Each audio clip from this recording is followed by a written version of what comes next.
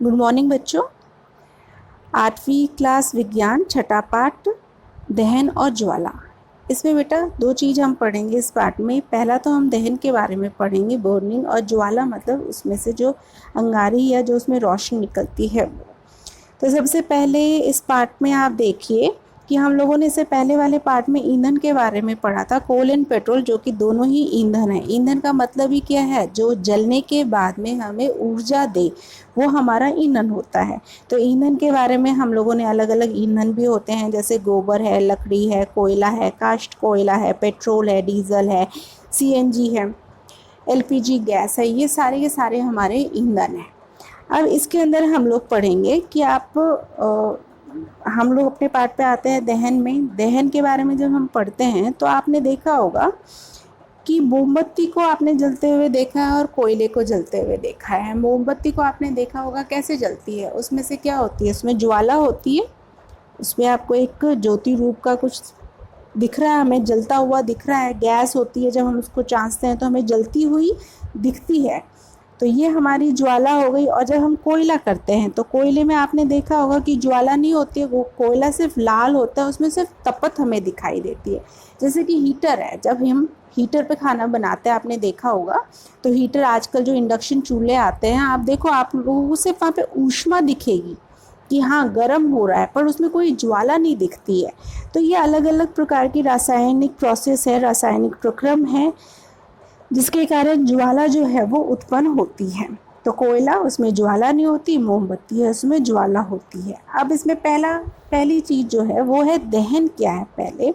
तो दहन आपने देखा होगा कि, अब देखिए बेटा, दहन जब हम पढ़ेंगे उसमें मैग्नीशियम का दहन आपने पढ़ा होगा पिछली क्लास में भी, और इससे पहले भी चैप्टर में पढ़ाया था मेटल्स में, कि मैग्नीशियम जो होता है जब ऑक्सीजन के साथ में क्रिया करता है तो मैग्नीशियम ऑक्साइड बनता है और उसमें ऊष्मा और प्रकाश उत्पन्न होती है। आपको पता चल जाएगा, जलते हुए का पता चल जाएगा, गर्माहट भी निकलेगी और उसमें से प्रकाश भी निकलेगा।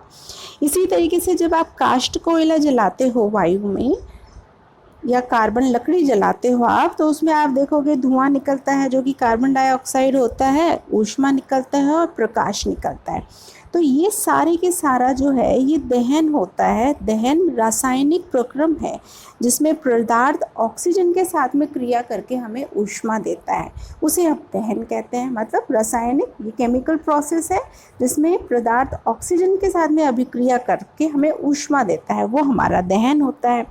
जो पदार्थ का दहन हो रहा है, जैसे यहाँ पे मैग्नीशियम का दहन हो रहा है, लकड़ी का दहन हो रहा है, जल रही है लकड़ी या मैग्नीशियम, उसको दाहे बोलेंगे, उसको दाहे बोलेंगे। और ये आपके ईंधन होता है, ठोस भी हो सकता है, द्रव भी हो सकता है, और गैसियस फॉर्म में भी हो सकता है। तो दहन के समय आप ये और ध्यान रख लेना कि दहन के समय ज्वाला के रूप में या फिर लौ के रूप में प्रकाश भी उत्पन्न हो सकता है, हो भी सकता है, नहीं भी हो सकता है, पर ऊष्मा ज़रूर निकलेगी इसके अंदर। अब इसमें एक एग्जाम्पल दे रखा है कि हम कैसे बोले कि जब जलता है तब आपको ऑक्सीजन की ज़रूरत होती है, दहन में ऑक्सीजन की ज़रूरत होती है। तो बेटा एक एग्जाम्पल आप पहले भी किया हुआ है, बचपन से ही करते आ रहे हो, कि एक मोमबत्ती ले लो और मोमबत्ती को जलाओ, उसके ऊपर कोई ग्लास रख दो। आप ग्लास रखने के बाद में नीचे 2 लकड़ी लगा दो और लकड़ी के ऊपर उस ग्लास को रखो, मोमबत्ती को चाँच दो। आप देखोगे मोमबत्ती जो है वो चलती रहेगी, क्योंकि उसको नीचे से ऑक्सीजन मिलती रहती है। दूसरा, आप क्या करो, मोमबत्ती को जलाओ और उसके ऊपर ग्लास लगा दो। थोड़ी देर के बाद में आप देखोगे धुआं के साथ में धीरे धीरे लौ जो है वो बुझ जाएगी। और तीसरा आप है, उसको अच्छे से बिल्कुल कवर अप कर दो, ऊपर से भी कवर अप कर दो, नीचे से भी कवर अप कर दो, तो क्या होगा, वो बुझ जाएगी। तो इसका मतलब कि जो ऑक्सीजन होता है दहन के लिए, ऑक्सीजन अगर पूर्ण रूप से ऑक्सीजन मिल रहा है तो वो अच्छे से जलेगी, अपूर्ण रूप से मिलता है या थोड़ी देर तो वो जलेगी जब तक उसको ऑक्सीजन मिलेगा, और उसके बाद में वो बंद हो जाएगी। तो इसमें अलग अलग है कि हम लोग क्या कर सकते हैं कि वायु की उपलब्धता होना ज़रूरी है दहन के लिए, या किसी भी वस्तु को जलने के लिए वायु की उपलब्धता होने की आवश्यकता। और वायु में भी ऑक्सीजन की ज़रूरत होती है, पर एटमॉस्फेयर में ऐसा तो है नहीं ना कि ऑक्सीजन मिलेगी तो वायु और अब उसके ऊपर है कि ऑक्सीजन जो है वो उसको अलग से निकाल लेगा और ऑक्सीजन के साथ में वो क्रिया करके ऊष्मा देगा। बहुत इंटरेस्टिंग एक बात है इसमें कि हम ये देखेंगे कि आप बोलोगे कि भाई मैडम जो सूरज है, आप देखो सूरज चमकता हुआ अपने को दिखाई दे रहा है और उसमें से ऊष्मा भी निकलती है, गर्माहट, सोचो अपने तक भी कितनी गर्माहट पहुंचती है। तो क्या वहाँ पे भी सूरज भी क्या जल रहा है, क्या दहन हो रहा है? नहीं, सूरज क्या हो रहा है, सूरज में दहन नहीं हो रहा है, सूरज में ऊष्मा और प्रकाश जो होता है वो अपने को नाभिकीय अभिक्रिया से, न्यूक्लियर रिएक्शन के द्वारा उत्पन्न होता है। यहाँ पे क्या होता है, दो छोटे छोटे जो एलिमेंट्स है वो आपस में टकराते हैं। आप देखो तो पत्थर को जब आप मारते हो एक दूसरे पे तो उसमें चिंगारी निकलती है और अगर उस पत्थर को आप छू के देखोगे तो वो हल्का सा गर्म भी होता है। तो वहाँ पे सूरज में ऐसे ही है कि एलिमेंट्स होते हैं और वो जो हाइड्रोजन एलिमेंट है, ये हाइड्रोजन एलिमेंट आपस में टकराते हैं और टकराने के बाद में क्या करते हैं, एक बड़ा एलिमेंट का निर्माण कर लेते हैं। और जब ये बड़ा एलिमेंट का निर्माण करते हैं उस टाइम पे आपको ऊष्मा और प्रकाश मिलता है। तो सूरज में दहन नहीं होता है, सूरज में नाभिकीय अभिक्रिया होती है जिससे कि हमको ऊष्मा और प्रकाश प्राप्त होता है। अब आप इसमें देखेंगे कि आप एक एग्जाम्पल और है कि जैसे आपने देखा होगा किसी के अगर कुछ लग जाता है, आँच लग गई, कोई जल गया किसी भी कारणवश, आप देखोगे उसके ऊपर क्या किया जाता है, उसको कंबल में लपेटा जाता है। कंबल में क्यों लपेटा जाता है?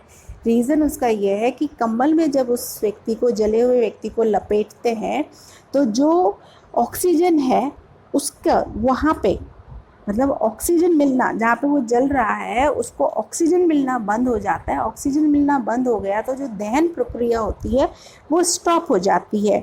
इसलिए जब भी कोई जल जाता है, ज़्यादा जल जाता है, तो उसको कंबल में लपेटा जाता है जिससे कि उसमें ऑक्सीजन जो है वो क्रिया वहाँ तक नहीं पहुँचे। अब इसमें आपके है कि अब नेक्स्ट बात ये हो गई कि आपने कई बार देखा होगा कि जंगलों में भी आँच लग जाती है। कई बार सूखे आप सामान पड़ा हुआ है, बहुत ज़्यादा धूप है तो कई बार वहाँ पे भी आँच लग जाती है। बहुत ज़्यादा अपन सुनते हैं जो सूखे जंगल है, कैलिफोर्निया वगैरह में आप देखोगे वहाँ पे जंगल जो है वो सूख जाते हैं, पत्ते गिर जाते हैं और पत्ते गिरने के कारण सूखे हुए पत्ते हैं, पत्थर कोई भी आता है, दो पत्थर आपस में टकराते हैं और थोड़ी सी भी चिंगारी अगर उन सूखे पत्तों को मिल जाती है तो वहाँ पे आँच लग जाती है और पूरे के पूरे बहुत बहुत ज़्यादा दूर तक आँच जो है वो पकड़ जाती है, जंगल में आग लग जाती है। आपने ये देखा। दूसरा आपने देखा कि लकड़ी भी तो सूखी होती है, कितनी ही सूखी लकड़ी क्यों ना हो, आप अगर उसको धूप में रखोगे तो वो जलेगा नहीं। और सूखी लकड़ी है, अगर उसमें आपने थोड़ी सी आंच लगा दी तो वो फट जलने लग जाती है। धांसा देखो, आप देखो धांसा क्या करेंगे, फट से जल्दी, बहुत जल्दी जल जाता है। मोटी लकड़ी होगी वो देर से जलेगी, कोयला है वो बहुत देर से जलेगा। तो ये अलग अलग, मिट्टी का तेल है, इसका भी आप उपयोग करते हो। कई बार आपकी मम्मियों को सर्दियों में देखा होगा, आँच नहीं जल रही है तो हल्का सा मिट्टी का तेल डाल देती हैं, जिससे कि बहुत जल्दी उसमें आँच लग जाती है और फिर आँच पकड़ जाती है और आराम से हम कर सकते हैं। या फिर घी भी आप देखोगे, घी डाल दिया जाता है कई बार जिससे कि जल्दी आँच पकड़ ले। अपन जोत करते हैं तो आपने जोत में देखा होगा, एक अंगारी लेते हैं, अंगारी लेके क्या करेंगे, उसके ऊपर घी डालेंगे। तो घी डालने से क्या होगा, उसमें एक अंगारी में से आप देखोगे लौ निकलने लग जाएगी। तो ये ध्यान रखना कि हर वस्तु जो होती है उसका एक ज्वलन ताप होता है, एक तापमान होता है, न्यूनतम ताप होता है जिस पे वो जलना शुरू करता है और ये हर पदार्थ का अलग अलग होता है। तो यहाँ पे यह है कि वह न्यूनतम ताप जिस पर कोई पदार्थ जलने लगता है वह उसका ज्वलन ताप कहलाता है, कि उस बिंदु तक आने के बाद में ही वहाँ पे वो जलना शुरू करेगा, उससे पहले नहीं।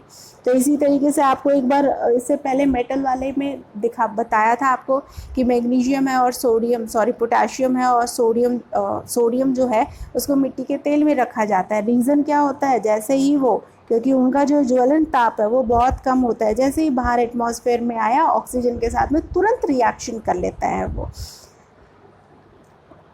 तो यहाँ पे ये चीज़ का ध्यान रखना कि कोई भी चीज़ को आग लगाने के लिए, जलाने के लिए उसका ज्वलन ताप कितना है। अधिक ज्वलन ताप होगा तो अधिक उसको तापमान की आवश्यकता होती है, कम ज्वलन ताप होता है तो उसको कम ताप की आवश्यकता होती है वो बहुत जल्दी अभिक्रिया कर लेता है। तो यहाँ पे आपको जब दहन का आप पढ़ते हैं तो उसमें 3-4 चीज़ों का याद रखना है यहाँ पे, कि जो दहन के लिए सबसे इम्पोर्टेंट क्या होता है, उसका ताप। लकड़ी गीली है, मुश्किल से आग लगेगी, सूखी लकड़ी है बिल्कुल, बहुत जल्दी, तो तापमान अलग हो गया। उसका ज्वलन ताप, किसी का ज्वलन ताप बहुत अधिक होता है, किसी का बहुत कम होता है। और ऑक्सीजन, इन 3-4 चीज़ों की आवश्यकता होती है दहन के लिए, बर्निंग के लिए इनकी आवश्यकता होती है। ये एक केमिकल प्रोसेस है, इसका भी आप ध्यान रखेंगे। और इसी तरीके से आप बहुत सारे आपने देखा होगा कि ज्वलनशील पदार्थ लिखे होते हैं ट्रकों में भी, कई बार आप देखोगे दूध के जैसे ट्रक होते हैं ना, उसी टाइप के ट्रक होते हैं। पेट्रोल स्टेशन पे चले जाओ आप, पेट्रोलियम स्टेशन पे अगर चले जाओगे, फिलिंग स्टेशन पे, वहाँ पे भी लिखा होता है कि ज्वलनशील पदार्थ है, मोबाइल यूज़ नहीं करना है, तिल्ली वगैरह है वो चास के बीड़ी नहीं फेंकनी है। तो उसका रीज़न क्या होता है कि वो ज्वलनशील ताप पदार्थ होते हैं। ज्वलनशील मतलब बहुत जल्दी आग पकड़ने वाले पदार्थ होते हैं। जिन पदार्थों का ज्वलन ताप बहुत कम होता है और जो ज्वाला के साथ में सफलतापूर्वक आग पकड़ लेते हैं, उसको हम ज्वलनशील पदार्थ कहते हैं। इम्पॉर्टेंट है कि क्या हो गया, ज्वलन ताप बहुत कम है, और दूसरा जो ज्वाला के साथ में आग पकड़ते हैं वो अपने ज्वलनशील पदार्थ होते हैं। ज्वलनशील पदार्थ के एग्जाम्पल है पेट्रोल है, एल्कोहल है। अभी आजकल आप देखना बहुत ज़्यादा एक एडवर्टीज़मेंट चल रही थी, कोरोना के कारण सब सैनिटाइज़र यूज़ कर रहे थे हाथ पे, और बहुत सारे केसेस ऐसे आए कि सैनिटाइज़र्स हाथ पे यूज़ किया और अगर महिला ने गैस या कोई भी माचिस जलाई है, गैस जलाई है, तो उनके हाथ जो है वो जल गए। रीज़न क्या है, जो सैनिटाइज़र्स होते हैं वो एल्कोहल के बने हुए होते हैं। एल्कोहल का ज्वलन ताप जो होता है वो बहुत कम होता है। तो जैसे ही हाथ पे लगा रखा है हम लोगों ने, जैसे ज्वलनशील पदार्थ है, जैसे ही गैस ऑन की और हमारा हाथ अगर उसके गैस के पास में ही है तो वो आंच पकड़ लेता है। इसलिए बहुत ज़्यादा इसका भी ध्यान रखना है कि सैनिटाइज़र यूज़ करिए, पर जब आप खाना बनाने के लिए जा रहे हैं या कोई ऐसी जगह जहाँ पे आंच हो वहाँ जा रहे हैं तो पहले हाथ को वॉश कर लीजिए, और सबसे अच्छा है साबुन से हाथ को वॉश करिए इंस्टेड ऑफ यूजिंग सैनिटाइज़र। अब इसमें यह है कि पेट्रोल है, एल्कोहल है, द्रवित petroleum gas, liquefied petroleum gas है, ये सारे हमारे ज्वलनशील पदार्थ हैं। अब नेक्स्ट हम इसमें पढ़ेंगे कि अगर आग लग जाती है तो हम उसको कैसे नियंत्रण करें, दहन के कौन कौन से प्रकार है, ज्वाला क्या है, ये नेक्स्ट वीडियो में हम पढ़ेंगे। Okay, thank you.